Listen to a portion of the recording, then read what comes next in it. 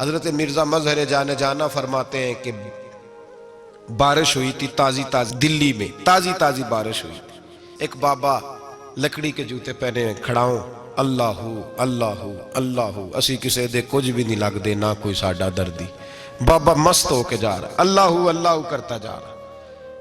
ایک طوائف اپنے کوٹھے سے اتر کے تو سیڑھیوں پہ بیٹھی تھی، ساتھ اس کا یار بھی بیٹھا تھا. بابا اپنی مستی میں جا رہا ہے تو بابا جی کے پیروں سے کچھ مٹی اڑی تو اس عورت کے کپڑوں پہ پڑ گئی. پرواہ نہیں، بزرگ گزر رہے. وہ یار اس کا دوڑا ہوا آیا، اس نے آ کے تھپڑ مارا. کا خیال نہیں سارے اس کے کپڑے آلودہ کر دیے، تو کدھر تیرا دماغ نہیں ٹھیک؟ بابا نے نظر اٹھائی، کہا بیٹے میں نے دیکھا نہیں، چل اللہ تیرا بھلا کرے، تو نے بدلہ لے لیا. بابا جی چپ کر کے وَإِذَا خَاطَبَهُمُ الْجَاهِلُونَ قَالُوا السَّلَامَ، چپ کر کے گزر گئے. ٹھنڈ کا موسم تھا، بارش تازہ ہوئی تھی، حلوائی دودھ کاڑ رہا تھا. اس نے بٹھایا بابا جی کو پھٹے پہ، پیالہ پکڑا، دوڑ کے آگے بڑھا. بزرگ آ گئے، آئیے بیٹھیے. دودھ کا گرم گرم پیالہ شکر ڈال کے دیا. بابا جی نے دودھ پیا، پھر نظر جھکی، پھر رنگ بدلا. کہنے لگے مالک تو کتنا بے نیاز ہے، کہیں تھپڑ مرواتا ہے کہیں دودھ پلاتا ہے. تیری بے نیازی ہے نا، ادھر تھپڑ مروایا یہاں دودھ پلایا، تو ہی جانتا ہے تیرے رنگ کیا ہے. ابھی بابا وہیں بیٹھا تھا، دوڑے آئے پیچھے سے لوگ، شور ہوا. بابے کو دبوچ کے وہاں لے گئے جہاں اس نوجوان نے تھپڑ مارا تھا. کہا تو اللہ کا بندہ ہے، اللہ کے بندے بد دعا تو نہیں دیتے. ہوا کیا؟ کہا تو نے بد دعا دی ہے؟ کہا نہیں دی، بات بتاؤ. کہنے لگے اس نے تجھے تھپڑ مارا ہے، چھت پہ چڑھا ہے، پیر پھسلا ہے، گردن کے بل گرا ہے، منکا ٹوٹ گیا، مر گیا ہے، تو نے بد دعا دی ہے. بابا جی کہنے لگے یار میں نے تو دوسرا لفظ بھی نہیں کہا، بھلا ہو کہہ کے گزرا ہوں، میں نے نہیں بد دعا دی. کہا تو نے دی ہے تبھی تو مر گیا. کہا نہیں دی. کہا بابا تو بزرگ آدمی ہے، سچ بول. تو بابا جی کہنے لگے سچ سنو. پھر میں آ رہا تھا، میرے پیروں سے مٹی اڑی، اس کے یار کے کپڑوں پہ پڑی، اسے برا لگا، اس نے مجھے مارا. جب اس نے مجھے مارا تو میں کوئی لاوارث تو نہیں تھا، جب اس نے مجھے مارا تو میں کوئی لاوارث تو نہیں تھا. مجھے دشمنوں نہ چھیڑو، میرا ہے کوئی جہاں میں ابھی پکار لوں گا، نہیں دور ہے مدینہ. اس نے مجھے مارا تو میں کوئی لاوارث تھا کہ میرا بدلہ کوئی نہ لیتا.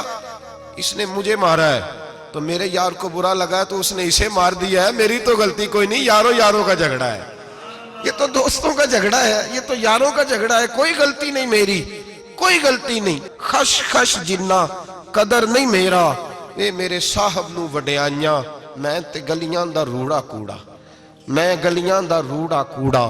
میں نو محل چڑھایا ہے سائیاں، میں نو محل چڑھایا ہے سائیاں. فرمایا اس نے مجھے لاوارث سمجھا تھا کہ تھپڑ مار کے گزر جائے، میرا کو پوچھے گا ہی نہیں. میرے رسول پاک علیہ السلام کے بارے میں رب فرماتا ہے ابھی میں تو تیرے ہوتے ہوئے کافر کو سزا نہیں دیتا کہ تو موجود ہے. یاد رکھیں حضرت فضیل بن عیاض فرماتے ہیں ایک جوان تھا، مسجد میں آیا، لوگوں سے کہنے لگا روٹی کھلاؤ. کسی نے توجہ نہ کی. اس نے کہا میں رب بتانے والا ہوں، میری طرف دیکھو تو صحیح. کسی شخص نے خیال ہی نہ کیا. پھر اس نے کہا یار تھوڑا سوچو. نمازیوں سے کہا، اہل علاقہ سے کہا، انہوں نے کہا تیری طرح کے بڑے درویش دیکھیں. مسجد کے محراب میں وہ رب کریم کا بندہ انتقال کر گیا.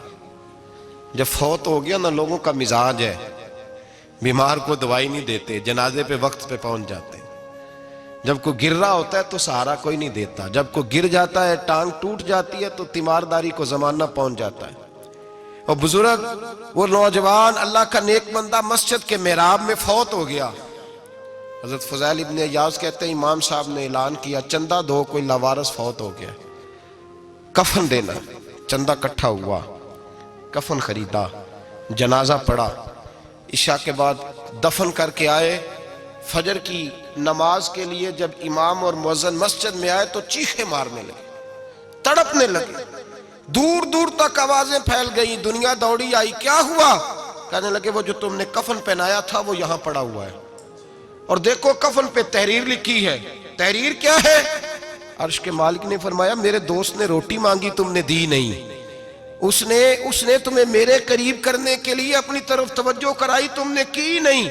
اور میرا یار تمہارے کفن کا محتاج تھا، سنبھال کے رکھو اپنا کفن، میں نے اسے جنت کا لباس عطا فرما دیا، سنبھال کے رکھو. یہ کوئی لاوارثوں کا ٹولہ ہے؟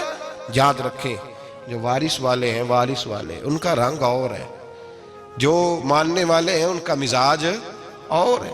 اپنی زندگی لوارثوں کی طرح نہیں گزارے، تھوڑا سا ادھر گیا تھا تو پھر تھوڑا سا ادھر گیا تھا تو تھوڑا سا، یہ کیا بات ہوئی، یہ کیا بات ہوئی؟ اپنے آپ کو، اپنی نسبت کو، اپنے عقیدے کو مضبوط رکھیں۔ 1 انچ کے لیے اعلیٰ حضرت فاضل بریلوی رحمت اللہ علیہ کے مکان کی دیوار گر گئی، ایک کونا مکان کا، آپ جانتے ہیں پرانی دیواریں چھوٹی ہوتی تھی اور بارشوں میں اکثر گھروں کی دیواریں گری ہوئی ہوتی تھی، ایک سائیڈ کی دیوار گر گئی تو اس کونے میں ہندوؤں کا گھر تھا۔ اب مستری صاحب رات کو آئے، ان سے بات ہوئی تو کہنے لگے سویرے کام شروع کروں گا۔ کہا 1-2 صاحب نے کہ ہندوؤں کا گھر ساتھ ہے اور وہ دشمن بھی بڑے زیادہ ہیں، تو رات کو ہی ہو جائے۔ کہنے لگا جی نہیں، میری مجبوری ہے، مزدور کہاں سے لاؤں گا، بڑے معاملات ہیں، سویرے شروع ہوگی۔ اب رات کو مولانا ظفر الدین بہاری علیہ رحمہ کہتے ہیں بچے مدرسے کے، باقی سارے لوگ، سب کو جمع کیا گیا، چونکہ اس طرف سے تھوڑا خطرہ تھا ہندوؤں کی جانب سے۔ کہا جناب یہ بڑے دشمن ہیں اسلام کے، تو اس طرح کرو، اس طرح کرو کہ 2-3 بچوں کی ڈیوٹی لگائیں یا کچھ لوگوں کی یہاں رات کو پہرا دیا جائے، ٹھنڈ بھی بڑی زیادہ تھی، کھڑا ہونا بھی مشکل تھا۔ اعلیٰ حضرت رحمت اللہ علیہ عشاء کی نماز کے بعد جلدی حجرہ خاص میں تشریف لے جاتے تھے۔ اس رات جب دیکھا نا باہر شور ہو رہا ہے تو اسی طرح سر پہ ایک رومال لپیٹا تو باہر آ گئے، کہنے لگے کیا شور ہے؟ کہ حضور سردی ذرا زیادہ ہے تو یہاں کسی کی ڈیوٹی لگانی ہے پہرے کی۔ 2 منٹ خاموش رہے، پھر فرمانے لگے کوئی ضرورت نہیں، جاؤ سو جاؤ سارے جا کے، کوئی ضرورت نہیں، جاؤ اپنے اپنے گھروں کو، کوئی حاجت نہیں، پہنچ جاؤ۔ کہا حضور مہربانی کرے، وہ طے ہونے لگا تھا۔ فرمایا میری وجہ سے کیوں کوئی ساری رات بیدار رہے، جاؤ تمہیں کہا نا آرام کرو۔ لوگ سو گئے۔ صبح فجر کی نماز پڑھ کے اعلیٰ حضرت رحمت اللہ تعالیٰ علیہ جب سیڑھیاں اتر رہے تھے رضا مسجد کی، تو وہ جس ہندو کی جانب سے زیادہ خطرہ تھا وہ سیڑھیوں پہ بیٹھا تھا، مسجد کی سیڑھیوں پہ۔ سب لوگوں کی توجہ ہو گئی، کہنے لگا مولانا میں کلمہ پڑھنے آیا ہوں، مجھے کلمہ پڑھا کے مسلمان کر دیں، میں کلمہ پڑھنے آیا ہوں، مسلمان کریں۔ لوگوں کی توجہ، اعلیٰ فرمانے لگے نہیں ابھی تو انتظار کر، تھوڑی دیر کے، اچھی طرح سوچ لے، جذباتی فیصلہ نہ کر کہ تو آ رہا ہے۔ یہ کہہ کے جب 2 سیڑھیاں نیچے اترے اس کے پاس سے تو اس نے پیر تھام لیے، کہنے لگا اب ایسے تو نہ کرو، رونے لگا۔ اعلیٰ حضرت رحمت اللہ نے کلمہ پڑھایا، کچھ باتوں کی نصیحت فرمائی، تشریف لے گئے۔ گھیرنے والے گھیر کے بیٹھ گئے، کہنے لگے ہمیں بھی بتا بدلہ کیسے ہے۔ کہنے لگا دیوار گر گئی، آدھی رات کے وقت، آدھی رات تک انتظار کرتا رہا، پہرے دار کوئی نہیں، تو 2 تلواریں لے کر جب میں ان کے مکان کی جانب بڑھا، میں نے کہا آج گردن کاٹوں گا اور کاٹ کر کے نکلوں گا۔ کہتا ہے جب میں قریب آیا تو 2 شیر کھڑے تھے، اوپر سے پلٹ کے آیا تو پھر کھڑے تھے، ادھر سے پلٹ کے آیا تو پھر کھڑے تھے۔ فرماتے ہیں میں 2 گھنٹے کے بعد آیا تو پھر پلٹ کے کھڑے تھے، میں پھر 1 گھنٹے کے بعد آیا، سحری کا وقت ہو گیا تو پھر پلٹ کے کھڑے تھے، اب میں ڈر کے بھاگا۔ کہتے ہیں فاضل بریلوی نے اپنی کھڑکی سے منہ باہر نکالا، کہنے لگے اور کتنا تجربہ کرے گا، مجھے تو لاوارث سمجھتا ہے، لاوارث ہوں میں، اور کتنا تجربہ کرے گا، بس کر مان جا۔ میں نے کہا حضور یہ کون ہے، مجھے بتائیے تو صحیح یہ کون ہے؟ تو کہنے لگے میں نے ساری زندگی رسول اللہ کی عظمت کا دفاع کیا ہے، ساری زندگی غوث اعظم کے نعرے لگائے ہیں، ابھی تو یہ مدد صرف غوث پاک جیلانی کی بھیجی ہوئی ہے، ابھی تو غوث اعظم کی بھیجی ہوئی مدد ہے، مولا علی ابھی پیچھے ہیں، 2 جہاں کے محبوب ابھی اس سے پیچھے ہیں، وہ تو ابھی پیچھے ہیں، پیچھے کھڑے ہیں کہ ضرورت پڑی تو ہم بھی تیار بیٹھے ہیں۔ او بھائی آج رواج ہو گیا، رواج، میں نے 2-4 دن پہلے بھی کہا تھا، لوگ کہتے ہیں نہیں کوئی نہیں ضرورت، سامنے سارا کچھ نظر آ رہا ہے۔ او خدا کے بندو یاد رکھو، نسبت ہے بڑی چیز، جانے تگو دو میں، اگر کسی کو نسبت میسر آ گئی نا، نسبت، خالی دامن ہی مل گیا، تیرے ہاتھ میں کچھ ہے تو ہونی چاہیے نا، خالی دامن ہی تجھے کسی کا میسر آ گیا تو بچ گیا۔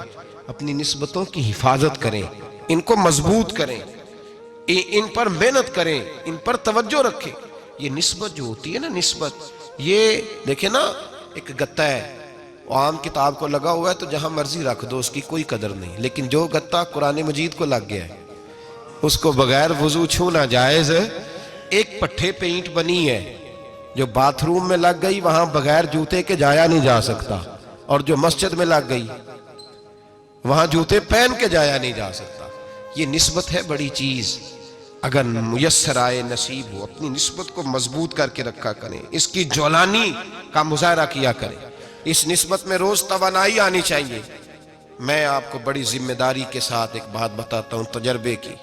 ہمیں جتنا کسی نے آ کے کہا ہے نا نسبت کے خلاف, ہماری نسبت اس سے زیادہ مضبوط ہوئی.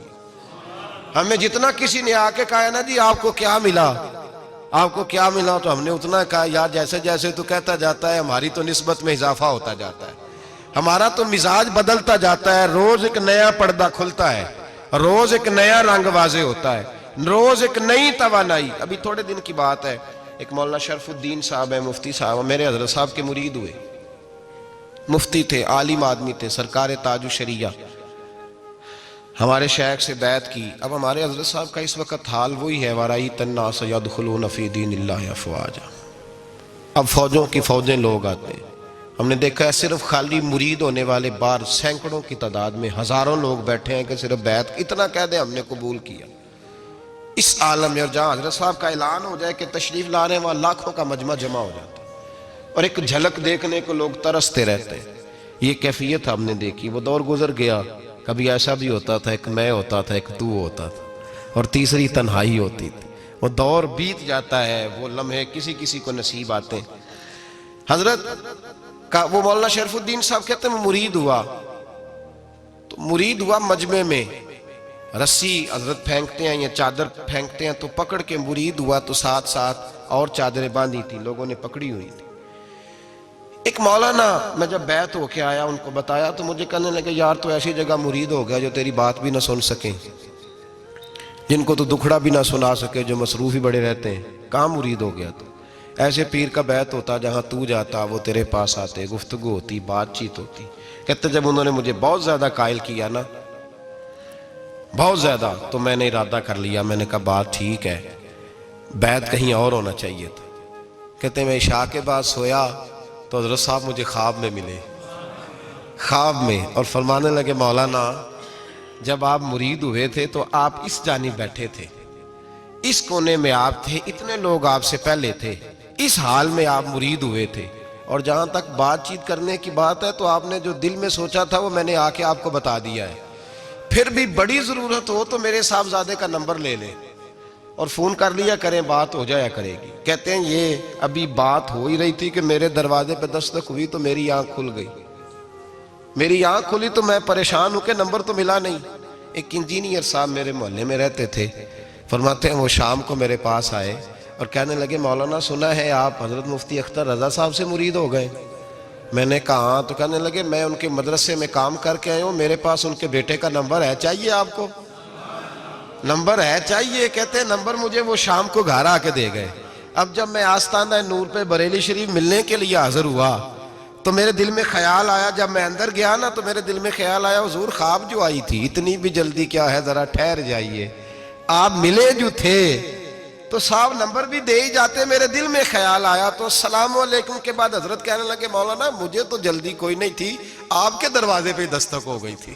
مجھے تو کوئی جلدی نہیں تھی, آپ کا دروازہ بجنے لگا تھا, مجھے تو جلدی کوئی نہیں تھی لوٹنے کی. ہر مشکل دی کنجی یارو ہاتھ مرداں دے آئی, اور مرد نظر کرے جس ویلے مشکل رہے نہ کائی.